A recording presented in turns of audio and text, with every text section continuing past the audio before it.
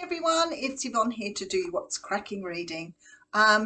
Thank you so much for subscribing to my channel and for all the support you've given me. Sometimes I think I sound a little bit repetitive, but I feel so grateful I still do after 4 years or whatever of doing this channel. So thank you. Okay, we're going to use the Rider-Waite Tarot this morning. I thought I'd take the straightforward option today. Just a little reminder about watching out for scammers. Remember, I won't approach you for readings. If somebody approaches you, it's not me. The scammers can so cleverly, they're doing it with even the major sort of banks and organizations, and able to replicate what the bank, what that place looks like. It's getting so confusing how clever these people can be, but they can completely replicate whatever you're doing. So please be careful. Don't give money. Don't get caught up in anything unless you're sure. And if you're unsure, you can always flick me an email. All right. I think that's everything. Remember, I'm off from tomorrow. Will be my last day on the channel until more than likely the 29th. I think I said the 28th, but I'm actually returning on the 28th, so I'm not sure if I'll be going time to do readings. So I should be returning on the 29th. I am still available for personal readings today and tomorrow and from the 29th. So if you want a personal reading with me, then you could go to my channel, my webpage, www.theaussiegoddess.com, and you can actually book your own reading for when I return. All right, let's get into this.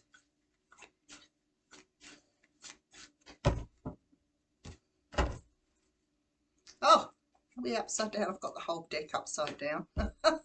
That's a nice card to start with. So Ace of Cups coming out. I love this because the Ace of Cups is like a brand new beginning in love. Sometimes it can be, you know, if you've just had a baby, for example, or you've reconnected with something or someone that makes you sort of feel good about things. The Ace of Cups can see, it could be that you just got married, like that type of thing. So it can represent a lot of things like in love, but it can also represent things in creativity as well. So, you know, maybe getting the job of your dreams, that type of thing. I feel like here, because you got the Ten of Cups behind that, so we have a beautiful reading here today. The Ace of Cups talks about a brand new beginning, and the Ten of Cups talks about having, I always want to say all your ducks in a row. That's probably still the best description of the Ten of Cups. But it's like happy families, rainbows and unicorns, that type of thing. Everything beautiful in front of you. So something has just come your way. Now, the Three of Swords is a card that talks about heartache. So I'm not really sure at this stage in time whether I'm talking about something that looked really good, which has not gone so well for you, or whether it is something that happened in the past and now you've got a brand new beginning. So okay, so there was some sort of ending here, and then we have the Victory card. All right, I feel like here this is work for some of you, definitely. I feel like what we're talking about here is maybe you had some sort of heartbreak in the past, or where it was very, very difficult for you to get past. I always think when you have that Ten of Wands, you carried something around for a really long time. Maybe whatever you were sort of experiencing took a long time to get over. But I feel like it's like you've stepped out of that now into something so much more aligned with where you want to be. So if you're not quite there yet, and you've been going through perhaps a little bit of difficulty trying to get past a relationship or a situation in the past, and it's taken you a while, I feel like you're just about to turn the corner. That could mean love is just right around the corner for you. So let's have a look. All right, so we have the Seven of Cups coming through with the Ten of Pentacles. And I've got to say, I've Hanged Man, let's just put these ones out. That Ten of Pentacles and Ten of Cups has been coming out a little bit in the last few days. So I do feel that moving into the new year for a lot of you, you're going to find more peace and more of what you want, more comfort in yourself, I feel. Because for me, the abundance is something that, you know, it's not always something that just falls in your lap. A lot of the time it's something you're working for. And I was talking to somebody about this yesterday, because I feel, you know, a lot of us do reviews on our life often, and where we're at and what sort of things we're sort of up against.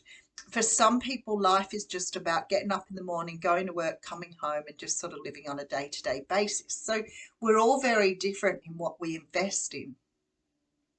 But for some people, you work really, I know you do. I speak to many of you. I send resources out for some of you that say to me, I want to work on this. Where do I start? So I feel like here, what we're talking about is a lot of people sort of finding that you're about to turn a corner, whether you've put in the work to try and improve where you're at, or whether you're not doing that. I feel like there's sort of this big change coming for many of you, and it feels like, as I said, it's just into the new year. I'm not a great believer in the whole New Year's resolution and going into a new year and trying to change things, because I feel like you should be doing that any day, whenever you feel up to it, when you feel good about things. But I feel like here I want to say to you, if you have been waiting for that change, if you've been waiting for things to move out of this stagnancy that we're currently in, I feel like it's about to happen. Now, I have a vague feeling there's a Mercury retrograde going into January. So it might mean that there is like that retrograde period, and then things start to turn or upturn. So I do feel for many of you, you're dissatisfied with where your life is at, whether that's in the love arena, whether it's having the job you want. But I somehow feel that there is a sort of snap change coming for you. Maybe somebody's about to offer you a job, maybe you're about to get some sort of inheritance, maybe money's coming your way. Whatever this is here, it's sort of taking you out of this sort of very dull period where you're feeling like this is boredom. So it could be that you're feeling bored. I feel that you've tried to see things in a different way. You may have tried to do your creative work, or whatever it is for you, working with your crystals, your meditations, but somehow I feel like things have been quite stagnant. So let's move on. Six of Pentacles coming through, the Moon card coming through, and the Knight of Wands. There it is. It's like you may have been very conscious of your emotions. You may have been working on some emotion, especially with that Three of Swords there. You may have been doing some work around releasing the past, healing your inner child, whatever it has been for you. I feel like here that it's going to flip for you, definitely, because I see you getting your passion back and moving forward. But there's also this sort of energy of having a lot of things to think about, maybe emotions, maybe your life in general, but there seems to be a lot around you that you're trying to clear here. And I feel here that the universe is about to sort of reward you in some way. So there's definitely, for some of you, money around you. There you go. See, Six of Swords coming through. Queen of Wands, I like it. And the Three of Cups. So there's no doubt about this. Something here is about to shift for you and move you into this sort of energy of taking the lead in your own life. It's a time for celebration. Now, I realize that because Christmas is here, you say, oh, well, we'll be celebrating anyway, but I don't mean that sort of celebration. I mean a celebration of you. So if you've been working specifically on something, if you've been working trying to understand something about yourself, or working on a particular aspect of who you are, it may be, as I said, something quite sort of logical, straightforward, like you may have just finished a course, for example. But it's deeper than that. There's a real sense here of shedding something with that Three of Swords, of being able to sort of leave something behind. And if the new year is signifying that, so be it. But it wouldn't have mattered. If I'd have been in June talking about this, it wouldn't have mattered. It feels to me like you're sort of raising your head out of the water. It feels like you're taking a breath of fresh air for the first time in a long time. But whatever this is, I'm feeling it's self-love here. It's self-love that's bringing you this beautiful, abundant feeling, this feeling within you that you've got this, you've got it.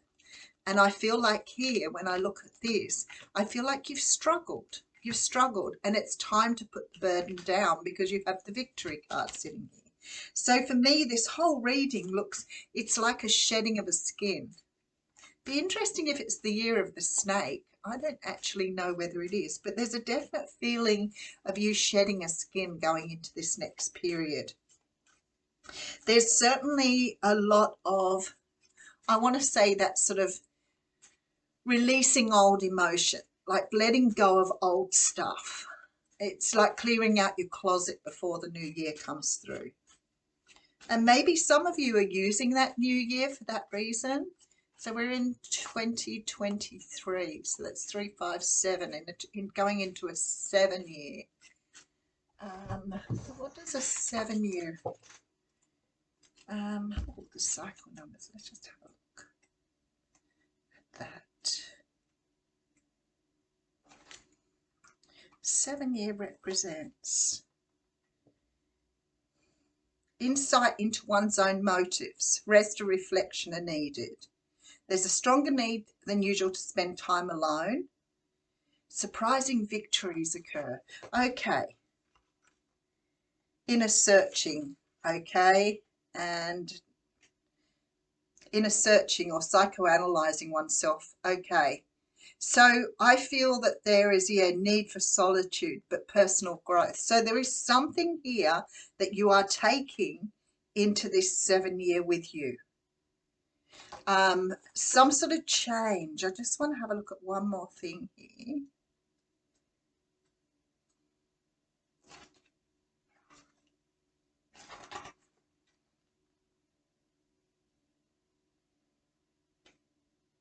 Okay, a reliance on self. So some sort of independence. So maybe you're going into this year with this sort of,